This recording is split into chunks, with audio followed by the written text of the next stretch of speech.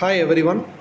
This is the last topic of this May 2023 lecture series, that is stuck at fault. So how does a chip is failed? Because the normally the failures having happened shorts between the two conductors or open between the conductors. It caused a very complicated behavior.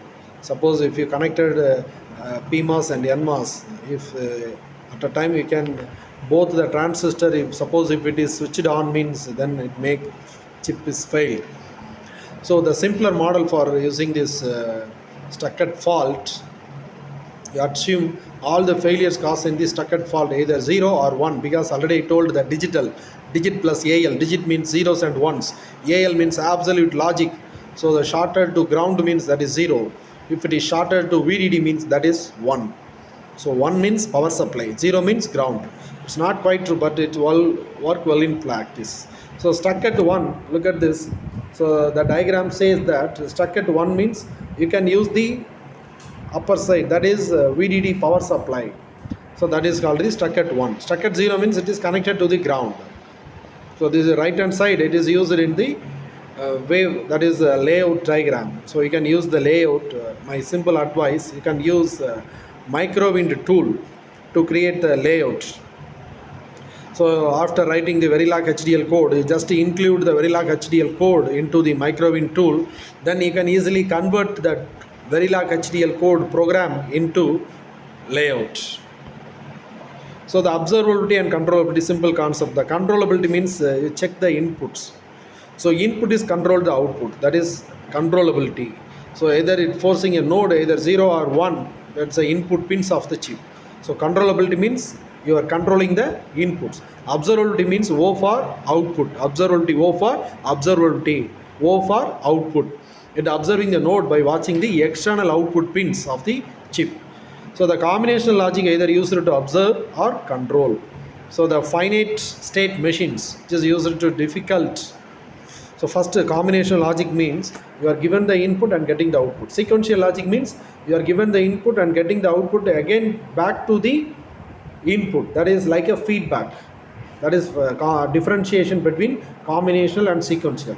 FSM means it's very difficult, it's requiring many cycles to enter the desired state. So the transition known, it's very difficult to understand the test engineer. So you need to make the test pattern generation for manufacturing test in the every node to prove it's not stuck, and apply the smallest sequence like either 001 or 010, just apply into the any gates or IC to check whether each node is not stuck. So the good observability and controllability, it reduces the number of testing vectors, it reduces the manufacturing testing principles. So it reduces the cost of testing, motivates the design for testing levels, everything is included. So here the best example for different A3 to N3 node, and Y is the output for stuck at 1, that is the first row, and stuck at 0, that is the second row. We are using the combinations of zeros and ones as a test examples, which is minimum set we are using for testing the examples. So the design for test, which is used design the chip to increase the observability and controllability. So each register, everything is C and O for testing the problems, to reduce the testing in the control logic between the different registers. So here we are using the scanning principle. So look at the right hand side, the first diagram. In between before the flip-flop, you can use the scan. SI means nothing but scanning. D means nothing but input.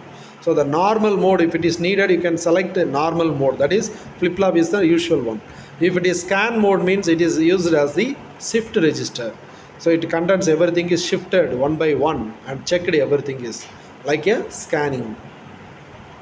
And this is the scannable flip-flop, which is used in the master slave or many flip-flops we are using. The flip-flops is the best example for sequential logic. So again, this is the summaries for the last fourth and fifth topic: simulation and testing, verification, silicon debug and manufacturing test, and fault models, and observability and the controllability. And we are using this silicon debugging and the manufacturing test principles, and again the observability and controllability, which is used in the output side output means that is observability, and input side we are using the controllability. And again we are using this important concept like scan and scannable flip-flop. So normal mode and scan mode we are using between the flip-flops, that is before the flip-flop you are using. If it is normal mode means it is used as usual mode, and if it is used for scannable mode means it is used as a scanner.